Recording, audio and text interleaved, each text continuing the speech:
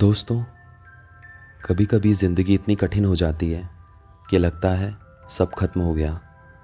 सबकी उम्मीदों पर बोझ, दोस्तों का डर, अपनी असफलताओं की पीड़ा। और उस अंधेरे में हम सोचने लगते हैं शायद सब छोड़ देना ही सबसे आसान रास्ता है।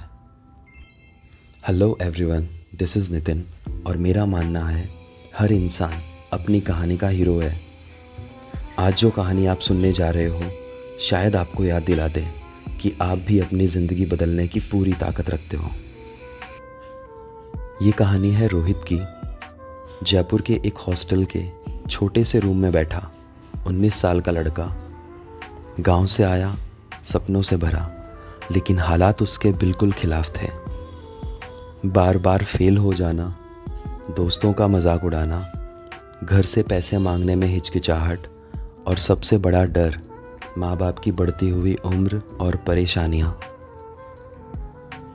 इन सारी परेशानियों से जूझता हुआ एक दिन रात को 2 बजे रोहित की आंखों में अकेलापन, दिल में सिर्फ एक ही ख्याल, अगर मैं ही ना रहूं तो सबकी परेशानियां भी खत्म हो जाएगी। उसने अपने हॉस्टल की छत की तरफ कदम बढ़ाया। ठंडी हवा में, शहर की रोशनी से बिल्कुल दूर, छत की दीवार पे हाथ में फ़ोन लिए वो अकेला खड़ा था। आखिरी कदम बढ़ाने से पहले उसने सोचा माँ का नंबर डायल कर लेता हूँ। फ़ोन उठाते ही माँ की आवाज़ आई, हेलो बेटा, तूने खाना खाया? आज बड़ी अजीब सी बेचैनी हो रही है। बस तेरा ही चेहरा याद आ रहा है, सिर्फ तेरा ही चेहरा दिख रहा है। रोहित बिल्कुल चुप। आवाज़ में इतना प्यार था कि दिल कांप गया। माँ ने कहा, बेटा तू चाहे पास हो या फेल, मेरे लिए सबसे बड़ी जीत तो तू ही है। तुझे खोने का ख्याल भी मुझे मार डालता है। रोहित के हाथ कांपने लगे। छलांग लगाने का इरादा रुक सा गया। उसी रात रोहित पहली बार खुलकर रोया। आंसू उसके अंदर की सारी तकलीफ़ और अकेलापन निकाल रहे थे। उसने रियलाइज़ किया, दर्द छुपाने से चीज़ें हल्की नहीं होती, बल्कि अपनों को बताने से होती है। अगले दिन उसने कॉलेज के काउंसलर से मिलने का फ़ैसला किया। धीरे धीरे उसने अपनी फीलिंग्स शेयर करनी शुरू की।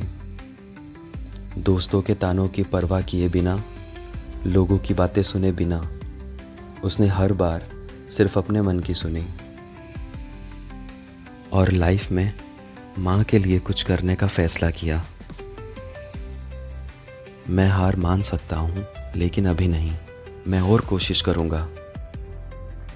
सालों की मेहनत के बाद रोहित ने अपनी इंजीनियरिंग कंप्लीट की। हर रात, हर चिंता, हर आंसुओं ने उसे मजबूत बनाया। आज रोहित एक मोटिवेशनल स्पीकर है। वह लोगों को बताता है, अगर उस रात मैंने माँ की आवाज़ नहीं सुनी होती तो मेरी ज़िंदगी, मेरे सपने और मेरी माँ की दुनिया सब खत्म हो जाता। पर मैं रोया, मैंने मदद मांगी, मैं उठ खड़ा हुआ और फिर से लाइफ को जीने का फ़ैसला किया।